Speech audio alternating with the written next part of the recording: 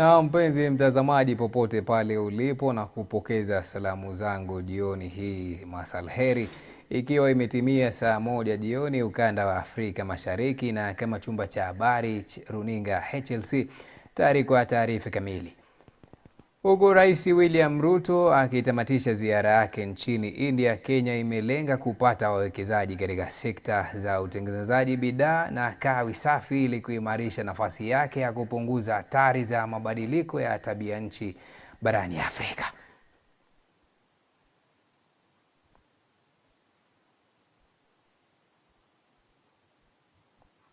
Investors in Kenya, Indian businesses are on your first state visit to India. India is already the 5th largest source of tourists.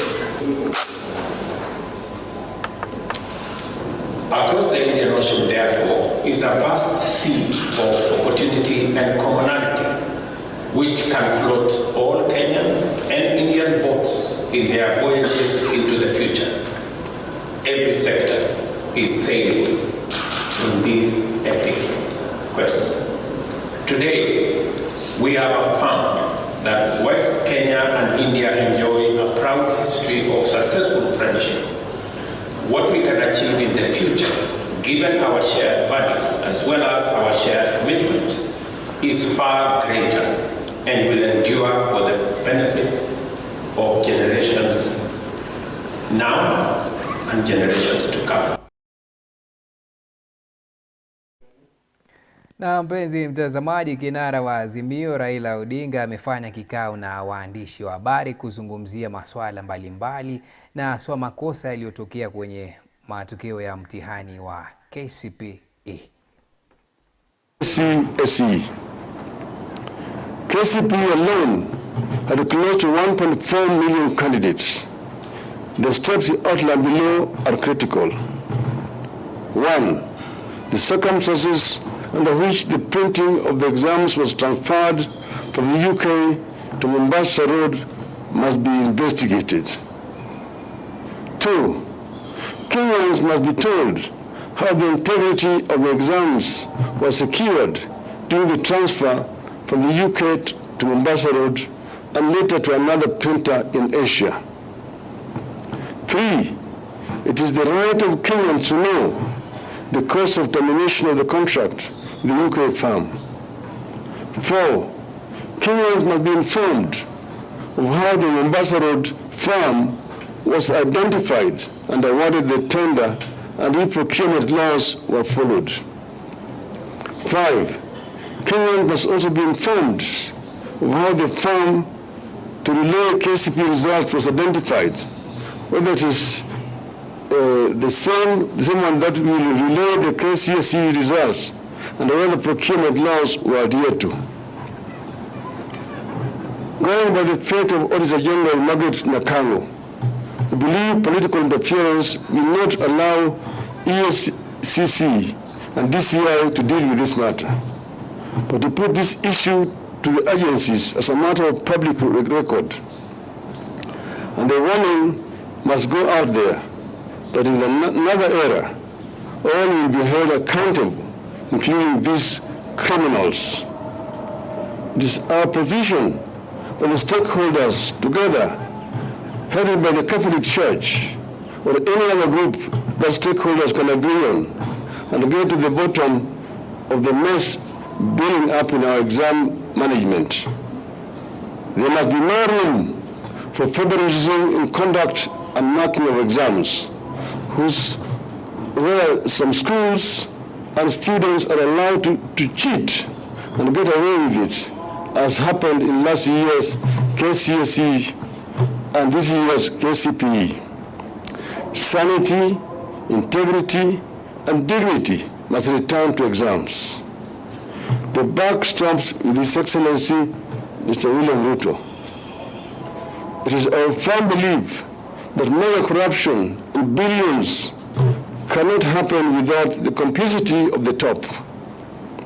Whether it is 17 billion shilling in oils or billions involved in the prisoners cooking oil, we know the dynamics of how government operates.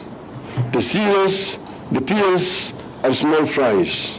The buck stops with Mr. Ruto. End of statement.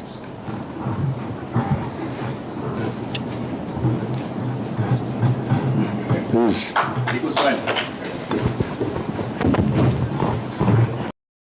Na mpenzi mtazamaji, katibu katika Wizara ya Elimu Daktari Belio Kipsang ameandamana na wabunge wanachama wa kamati ya bunge kuhusu elimu kuzuru bohari la baraza la mitihani ya kitaifa. Haya yanajiri kufuatia malalamishi kutoka kwa wazazi na walimu kuhusu matokeo ya mtihani wa KCPE yaliyokumbwa na utata. Aidha, Kipsang amesema kuwa usahihishaji wa mtihani huo wa gredi ya 6 bado unaendelea. It would be good for us to come with a document that confirms that the parents were not charged. I know we had a challenge in 2017, almost a similar challenge. At that particular time, the parents were charged, but the service, the telecos were able to refund the parents or anybody that used the system. They were able to do a reverse. In 2017 and I think 2010, we had 2 years where we have had this challenge. And when that came, where there were charges, the parents were, the person who sent the message, there was a reversal. This one, by tomorrow, Chair, we shall bring you communication and confirmation from the telecos that the customers who are either our parents or our children were not charged. So we shall bring you communication from the telecos, because that's the only way we shall confirm. We cannot use the service provider to tell us, because the service provider is not even aware whether it was charged or not. It is only the telecos, Safaricom, Airtel, who can tell us whether there was charging or not charging. They have already indicated to us that there was no charging, but we would want to bring evidence from them, by them writing to us that our customers were not charged. So by the time we meet tomorrow, we shall be able to provide that evidence, Chair. On registration? No. Yes, that's what they said. Yeah, just what they said. So I'm asking why you ask your customers to still pay to see their source. This one is the all premium services, Chair.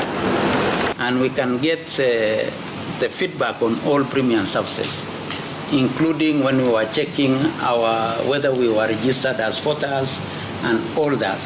Is that it is sometimes given as premium service. It is not like the normal SMS that you do, because it is configured for that particular purpose. When you are dealing with a normal SMS, then because of economies of scale, which is not configured, this one you are dealing with 1.4 million records. And again, Chair, by the time we engage ourselves, we shall be able to provide and explain what it is that they charge premium service. But yes, maybe this, we also need to know that this is a service that the National Assembly has voted money for. As an example, we don't charge. What are you doing to make sure that in future we don't charge any parent for the service going forward? Chair, this morning, and we requested our colleagues at the Ministry of ICT and Digital Economy to check for us what could have happened. And one of the things that they suggested, and we had a meeting this morning, is that going into the future, and even this year it was available, because it is an option for you to go to the SMS. We don't require you to go to the SMS. It is an option. If you want that convenience of getting your results fast, you can be able to check it in the SMS service. But the same results are available in the school portal. And in the school portal, it is free, because that is our service that we provide in the school portal. So if you use the school portal, nobody will charge you. So why don't you tell parents, we have released, go to school portal and stop the service provider? That is the same message we release. Na mpenzi mtazamaji, kwingineko ni kuwa serikali kupitia kwa Wizara ya Afya na Mazingira imetakiwa kuwaunga mkono baadhi ya wakulima eneo bunge la Shinyalu ambao wameanzisha kilimo cha upanzi wa mmea almaarufu mkombero, wakisema itakuwa faida kubwa ambayo serikali haijatambua, kama vile kutibu magonjwa sugu kama sukari, saratani, nguvu za kiume na hata ugonjwa wa moyo. Afisa mkuu wa kampuni hiyo ya Mama Mtere Natural Products Limited, Benjamin Okalu, anasema upanzi wa mkombero utasaidia wananchi wa Kakamega kwa kuwapa kazi kwa kupanda mimea hiyo ambayo pia italinda mazingira, huku wanaopanda wakitarajiwa kuuza zao la mmea huu ambao hauna kazi mingi. Mimi imisa langu kwa mama sana sana, na imisa wa mama sana sana wale wa mama ambao wangali chupukizi watumie mkombera, kwa sababu mkombera itawasaidia sana, itawasaidia sana kwa vile wakati wanapata watoto watakuwa na hawatakuwa na shida ya kunyonyesha, na tena pia wakitumia mkombera kwa kuwapatia watoto hao watakuwa na afya nzuri, tena watoto watakuwa kama wako na memory nzuri. Sisi sana sana tungependa serikali hii yetu ya county hata ya national ituunge mkono kwa hii, ili hata vijana wanaweza pata kazi. In this nursery we are raising over 10,000 seedlings of Mondia Waitei Mukombera.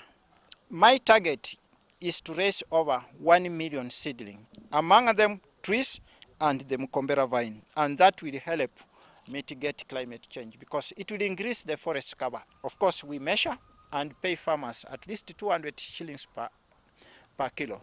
After harvesting, you give it another time, maybe 8 months, to produce more and more roots. It can stay for over 30 years. Mukombera can treat more than 22 diseases. One of it can be diabetes, high blood pressure, depression. It is a very effective appetizer. It is very rich in iron. Therefore, people who are anemic, it can still help them. It is known to thin cholesterol from our bloodstream. Therefore, blood will be able to flow even in thinner veins of our brain, because brain takes over 25% of all oxygen we breathe. And the red blood cells will carry either the glucose and of course the oxygen which our brain needs. Therefore, one will have very sharp brain. At the same time, it is a tonic. Therefore, it rejuvenates the skin, makes the skin very smooth. Also, using it, you won't be affected with the cancer. Yeah, now we are introducing it as a cash crop, and many people, after paying them, I think some of the good farmers are earning some good money from the sale of the root. It is also a very effective energizer. Therefore, it is an effective stimulant. I think samples after the test and the approval from KEPS, we shall send some to the Minister of Health so that every hospital should be having this.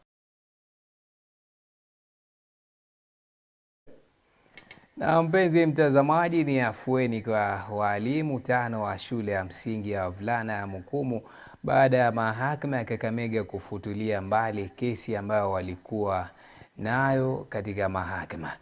Hii ni baada ya pande mbili kukubaliana kupata kesi hiyo nje ya mahakama.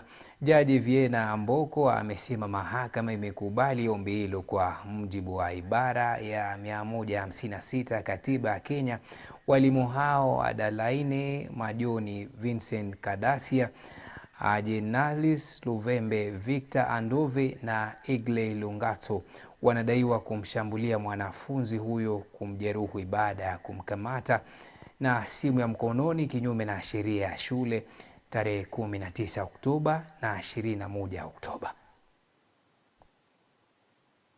Solutions are not necessarily found in courts. In fact, many times, God solutions bring about a winner-loser situation. But when we promote mediation, when we promote arbitration, then you come out with a win-win situation. And I think this is what we are witnessing in court, that both the side of the complainant and the side of the accused persons were on the same page, that we have talked, we have shared, and we would like this matter withdrawn. And I think if you have seen as we walked out, the first person to embrace our side, me specifically, was the mother of young Gift, Carol. Young Gift has also come and also embraced me, showing that there is no loser, we have all won. And that is the message we are sending, that let us embrace Article 159 of the Constitution, Article 157. Again, you will find relevance in the application of what we have done in court in Section 176 of the Criminal Procedure Code, which also encourages courts to promote reconciliation where offenses are of personal nature. This was one of them. The complainant being a minor, and that he was not capable of doing that. But we are dealing with a case of a young man who is just a minor by name, but mature. Even he has broken his voice, as anybody would have heard. And in no uncertain terms, he was able to tell the court he has made friends with teachers. These were his teachers, and he wants to move on. He has a future to pursue. It was very clear he was not coerced. And the mood in the court was very clear that nobody... And the public is aware where I've come from. But at the end of the day, as my senior colleague has said, what is important is peace. And where parties want to bring peace, and the constitution is very clear, Article 159, it should be embraced. And I just want to urge the office of the DPP to actually invoke this Article 159 in criminal matters. That will reduce the backlog of cases, and parties will go home smiling. Everybody is smiling, everybody is happy, and I think that is the spirit of the Constitution. Na mpenzi mtazamaji, serikali ya kaunti ya Trans Nzoia imeanzisha mipango ya kupandishwa hadi kwa mji wa Kitale kuwa jiji. Gavana wa kaunti hiyo George Natembeya amesema kuwa japo ukosefu wa ardhi ni changamoto kubwa kwa upanuzi wa mji huo, serikali ya kaunti hiyo imeanzisha mchakato wa kuhakikisha mji wa Kitale umekuwa jiji. Michael Kongowea na kina cha taarifa hiyo. Unapoingia katika mji wa Kitale unakaribishwa na mandhari ya kupendeza. Ni taswira ambayo imebadilika mwaka mmoja uliopita. Nia kuu ni kurejesha hadhi ya mji wa Kitale na kuwa kama miaka ya awali. Ninaona kama ni miujiza, sababu naona hata juzi nilipokuwa nikisoma kwa gazeti niliona kwanza ilikuwa ako namba 1. Sasa nimeona tena mapicha inatembea nikasema hii ni part of maendeleo tena. Katika historia kulikuwa na wakati ambapo watu walikuwa wanatoka Eldoret kuja Kitale, toka Bungoma kuja Kitale, but somehow Kitale kafika mahali haikuwa inakuwa. Ni mojawapo ya miji humu nchini inayojivunia uzalishaji wa vyakula kwa wingi. Hii ni kutokana na kuzungukwa na mashamba makubwa. Udogo wa ardhi ya upanuzi wa mji huu haijavunja serikali ya kaunti moyo kuendeleza jitihada za kutafuta hadhi ya kuwa mji. Huu mji wetu umezingirwa na public utilities. Kuna uwanja kule wa forest, kuna prison huku, kenda pande kuna mambo ya kalro. Tumezungukwa, so unapata mahali pa kupanuka inakuwa ni challenge.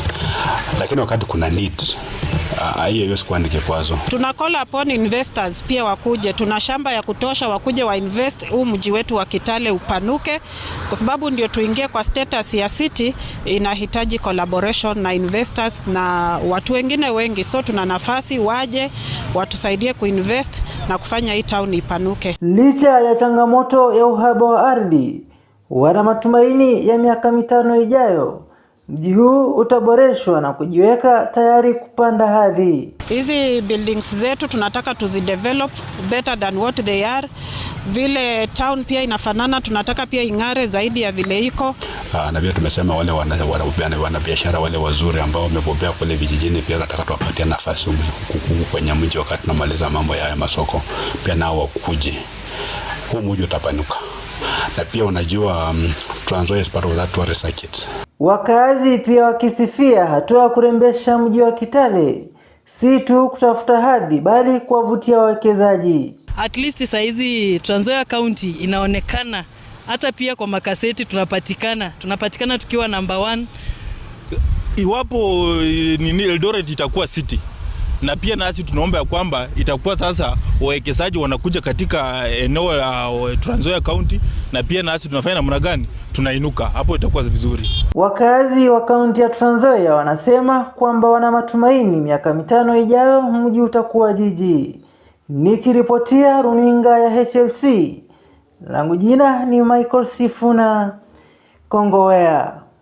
Na mpenzi mtazamaji, kwingineko ni kuwa walimu wa sekondari na msingi katika kaunti ya Kwale wametishia kugoma kuanzia mwezi Januari mwaka ujao ikiwa tume ya walimu TSC haitawapa kandarasi ya kudumu walimu hao ambao waliandamana mjini Diani wakilalamikia ukiukaji wa katiba na haki ya katiba, huku wakitishia kuhususia kazi huku shule zikikaribia kufunguliwa.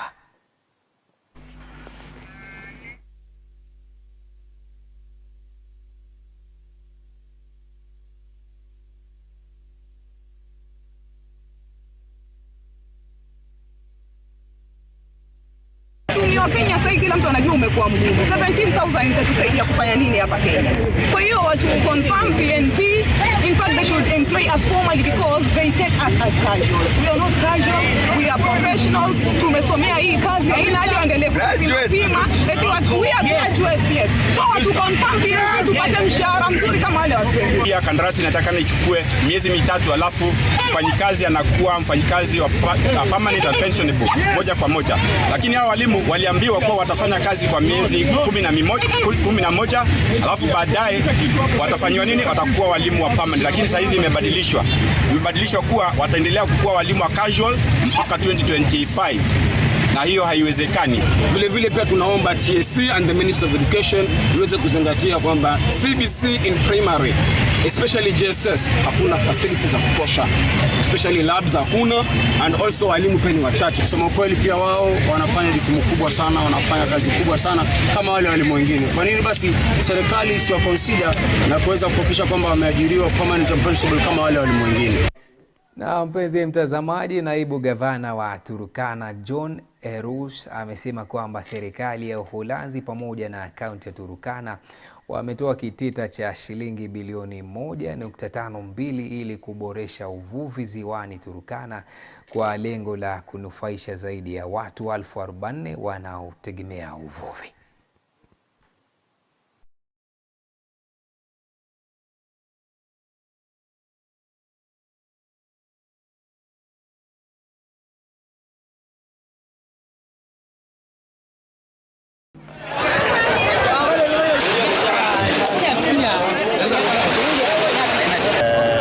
Wakati tumekuwa tukisherehekea mambo ya Fisheries Day. Personally, mimi nimekuwa na shida kidogo kuhusu mambo ya uvuvi ya kalo, na mara mingi hata tumekutana na nyinyi tukizungumza mambo ya hiyo bahari. Unajua mimi nimesaliwa huko, nimeishi huko muda yangu yote, nimesoma nikiishi hapo Kalokon. So kwa hivyo na mimi najua livelihood ya watu wetu inategemea sana bahari. We are launching both the MOUs and also beach management unit manual. These two are very critical in improving the infrastructure of this lake and for ensuring that fish and fisheries contributes to the people who live along Lake Turkana.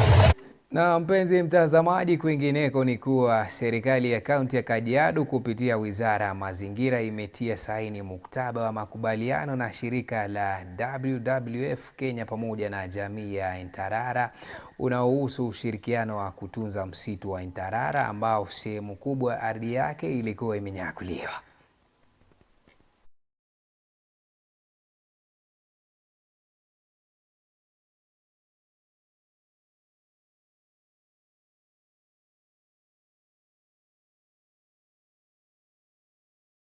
Kama mambo ya nursery, mambo ya beekeeping, kuweka nyuki, na mambo ya ecotourism, ninaamini zitapata ufadhili, kwa sababu sasa kila mtu ataelewa ya kwamba kweli watu hawa walikubaliwa kufanya shughuli katika msitu huu. So this agreement is going to profile the CFA into a much bigger community organization, and that means other players in the conservation are going to come in and support the community. This was a threatened piece of land with heavy encroachment.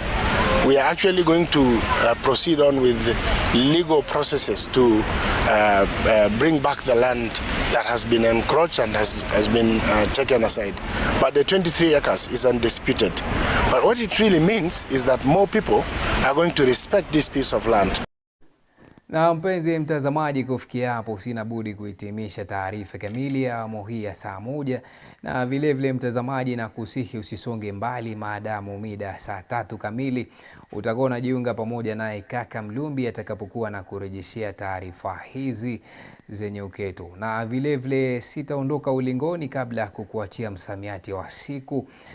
Kunradi mpenzi mtazamaji, kabla ya kukuachia msemo wa siku katika jungu la misemo leo hii, na kupakulia kwamba msemo unasema kwamba eti ukweli hauhitaji nguzo au boriti kujisimamia.